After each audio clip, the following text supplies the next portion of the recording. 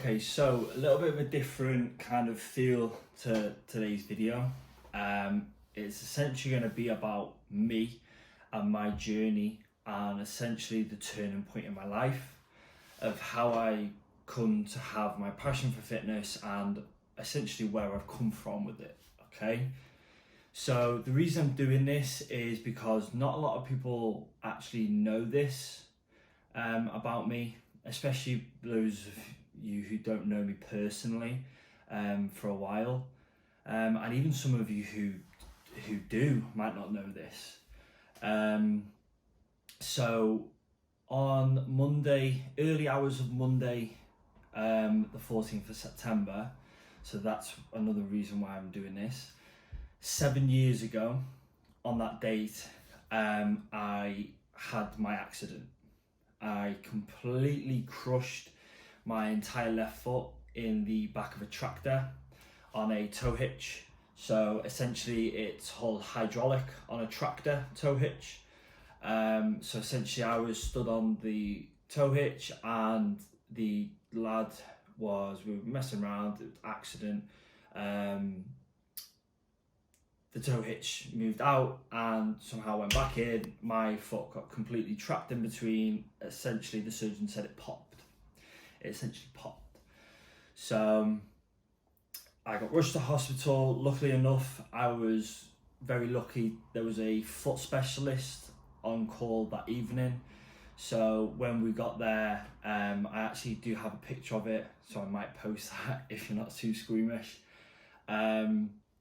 So was in A&E, waiting for the surgeon, going in, went in, come out of the surgery, foot's in plaster, all the way up to pretty much my knee. Speaking to the surgeon after it with my parents, he could not exaggerate how lucky I was. He kept on reverting back to if I broke a single another bone or a different place of it, he said I would have seriously contemplated cutting off your foot. So essentially I woke up, I had plates, I still have them, and I had a lot of wiring in my foot. So to give you a visual representation of kind of what happened and what happened in the surgery. So these are toes, imagine these are toes. I have plates in these two toes, still have them. There's supposed to be 4 screws in the plates on each side. There's only 2 because the middle completely just turned to dust. It said it was just not there. So essentially I have screws there. My little toe was completely dislocated, hanging off, whatever. So that's what pretty much the wiring was for. I was in hospital for a total of 5 days, I think. 5 days, in and out of surgeries. Was getting looked at for a skin graft. Again, that led on for months after it. Left the hospital, had to go back every 2 weeks for a physical examination. So they could review all basically the wounds, because along the side of my foot I have a massive scar that goes all the way along the side and up the top, and on the middle I essentially have a crater on the top of my foot with a massive scar. So essentially I had 2 holes in my foot where the basically the force of the pop kind of popped my foot. Again, I will try and post a picture somewhere. So that's essentially what happened in the hospital. We were back on 2 weeks later. Again, I was in solid cast. Every time I went in, they took the cast off, put a new one on. This kept on going right up until December. A lot of other stuff happened in between that time. That was probably the lowest point of my life, and I was only 17, just turned 17 at the time. So that for me was such a challenging time in my life. Again, I will always say this, it was the biggest turning point in my life. Nothing has come close. So again, it's December. A lot of stuff happened. Kind of, I'm like, right, how am I going to get through this? How am I going to get past it? There's, I have to do something.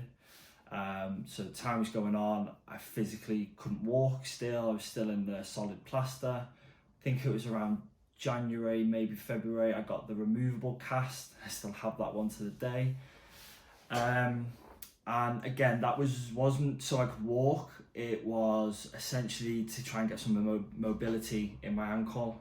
And I can't move my toes. I still can't move my toes to this day. I can move my big toe, but I can't move my other toes. So that's essentially what the removable cast was for. Kept on going back. It turned into every month then. And then they were like, right, you can start to weight bear, but only on your heel. So I was walking around only on my heel. At this point, I had put on so much weight.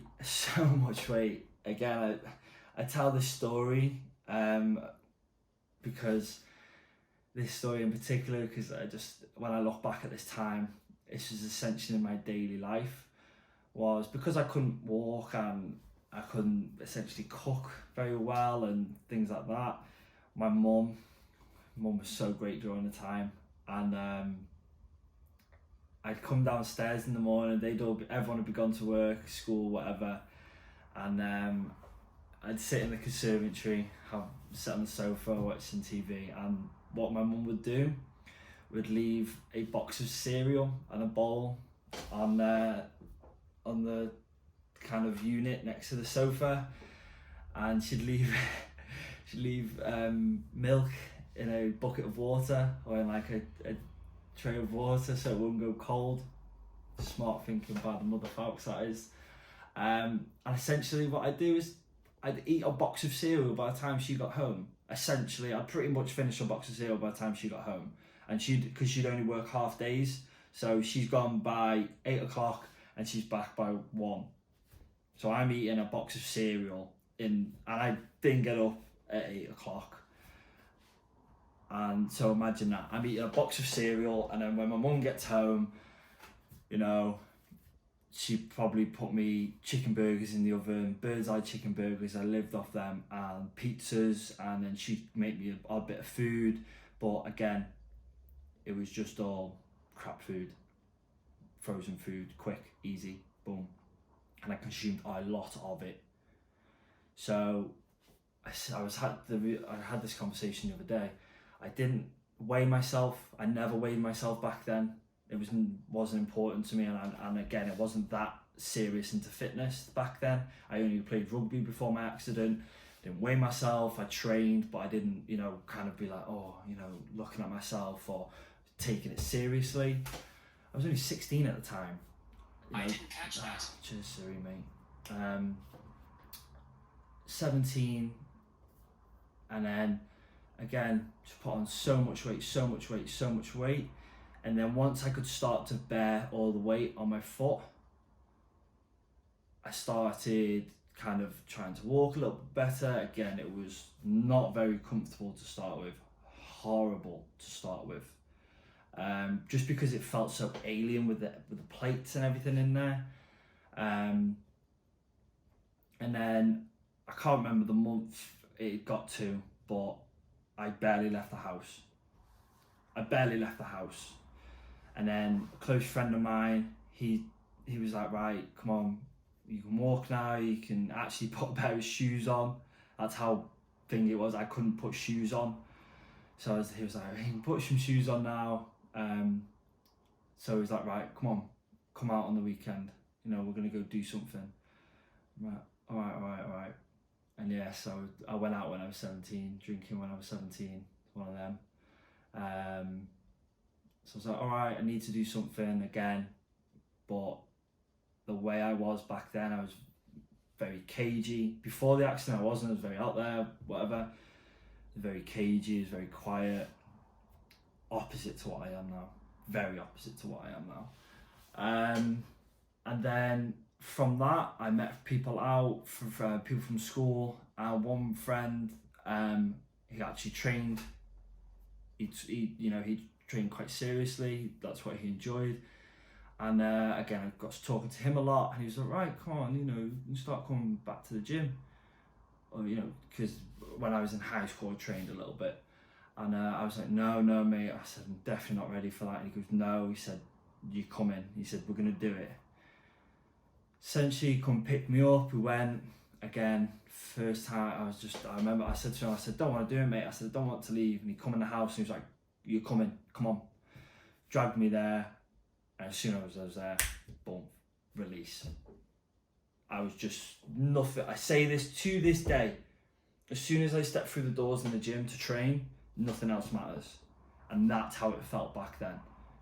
It's felt like that ever since then. Whenever I step foot in that gym, that is my release. That's essentially why I train, why I started to train post-accident. So that was my release. But I didn't want to go. So I had that session, and then I was like, oh, that's it. And then he forced me to go. And if it wasn't for that, I wouldn't like to think where I'd be or what I'd be doing.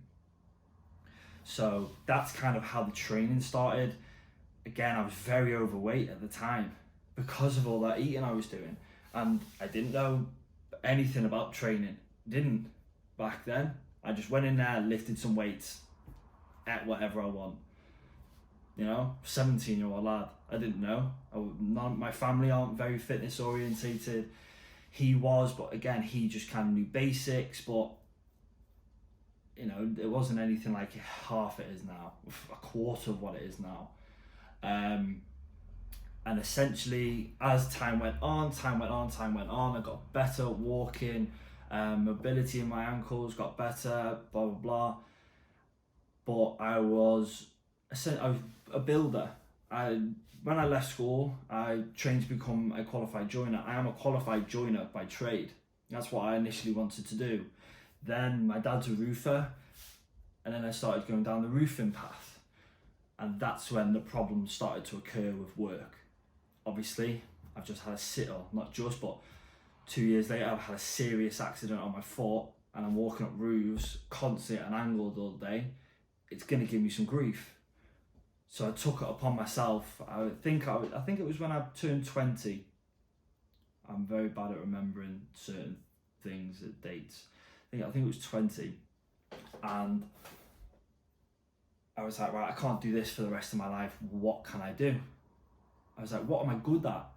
And I was like, don't look at what you're good at. Look at what you enjoy. And that's where the PT course came in. And actually a friend of mine, he was doing it as well. So we both did it together. And ever since that day, I have never looked back. Never looked back. I love what I do. I love to educate people. If you said to me in school you would essentially become a teacher, I would have laughed in your face. Because I was not that way inclined. I was very hands-on, very do it, my own style, boom boom. Whereas now, I class myself as an educator, a teacher. I teach people. But kind of the journey from there to there was not straight line. It was very up, down, very down more than ups. Very down more than ups. But even to this day, it still gives me grief if you see me in the gym with one shoe on. You know why? Because again, some shoes are very uncomfortable for it. It's very weird. It does still give me grief. I can still train legs heavy, so I'm happy with that. It doesn't stop me with that. It's just painful the next day. But essentially, it's been 7 years. 7 years ago shaped my life. So some people will be like, oh, my whole life's led up to this, or I've done this this isn't what I was doing my whole life. I've only been doing this for the past 6 years, to say the least, and training seriously for the past 3, if 3, yeah, I'd probably say 3. But then years before, they were just me going in there, making a lot of mistakes, training with people who didn't really know what they were doing, typical starter stuff, young lad stuff. No diet, go in, try and lift as heavy as possible. They were the early years of my lifting career, should we say.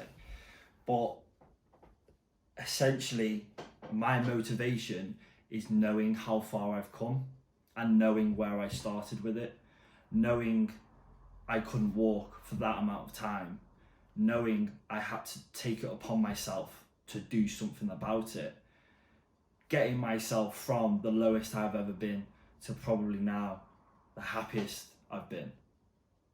Because I am happy. Just because this isn't what I wanted to do when I was younger or what I wanted to do through high school does not mean or take away that I'm happy. I will never change this now. This is what I love. That night, I always say this, and this is probably my personality now for how it is. I like to look very positive. That night changed my life for the better. It sounds weird, and you'll probably watch it, listen to this and be like, what? That horrible thing changed your life for the better? Essentially, yes. Because without that accident, I wouldn't be here now. I wouldn't be doing this now. Yes, maybe I could have gone down a different route, but in my head, I know the route I would have gone down. I know how I was back then. And I definitely wouldn't be like I am now. It changed my way of thinking, the way I handle situations, the way I go about life, the way I look at certain situations. It changed everything about me. It essentially rebuilt me. Because I started from essentially not being able to walk, not speaking to anyone, not wanting to do anything, very low, the lowest you can get. And I have built back up from that. So essentially, that's where I have come from. That is my story, essentially. Yes, there's a lot more to it and a lot more details, whatever, but that is essentially where I've come from. I've come from, in my head, nothing to now on my way to something. So this is when I say you have to find your reason why. You have to look back at things. You have to look back at where you've come from. You have to assess things. Think positively. Don't be like, don't take the negatives from every situation. You have to take lessons. You have to take the positives, what went well in that bad situation. Okay, that went well, right, well, I'll use that on the next one, but I won't use this bad thing. Yeah? That's the way I look at things now, essentially. I can't stress enough how much that changed my life for the better. And again, not a lot of people know this about me, but it is me. It sounds silly, but that accident is me. Without that accident, I wouldn't be who I am, essentially. Would I go back in time and not have the accident? I ask myself that a lot. And 99% of the time, I say no, I wouldn't change it. That might surprise you because of all the grief it's caused me, because of the low it's caused me. But again, I wouldn't be how I am now. Yes, I'd like a normal foot to be able to move my toes and get into any shoes I want, but that's a small price to pay to be how I am now. I'm happy with how I am now. Happy with how my life's going. It changed me for the better. But that's a nice little overview of my journey, how I started. Again, put on a lot of weight, lost it due to an accident, and I've overcome it. And I've come out on the other side. Yes, some people say they aren't that lucky to do that. And I know some accidents or some situations are a lot more serious than mine. You know, like, yes, I crushed my foot, I couldn't walk, I lost my best friend. My best friend was in an accident at the same time. That was a low for me. Some people have worse situations than that. You can overcome it. It's all on you. Everything is on you. How you handle it, how you take it. how you approach this situation, how you get by it. Everything's on you. Support matters, but at the end of the day, it all comes down to you. I had that drive of, right, I have to improve, I have to get better, I have to recover. That was my mentality, was I have to do this, which essentially, yeah, I did. It's a normal way of thinking, but I pushed myself to do it. There's times, yeah, where I didn't want to do things, but I still did it. But that's where the support comes into it. People making me, that my friend making me go to the gym, my friend making me go out. People are there to support you. Don't be afraid to ask for help. People think it's a weakness. It's not a weakness, it's a strength. If you can take that responsibility to know you can't do it on your own, in my eyes, that's a strength, not a weakness. Okay? So that's my story, essentially. I will try and post a picture of the claw. I hear my friends call it. I'll probably put that on social media, but again, I hope you enjoyed listening to my story, a little bit different. If you have any questions about it, or if you want support through a period of a period in your life like that, if you're going through that and you want support, ask for it, okay? But I hope you enjoyed it. Hope you found it useful, a little bit motivating. That's my motivation, and that's my story.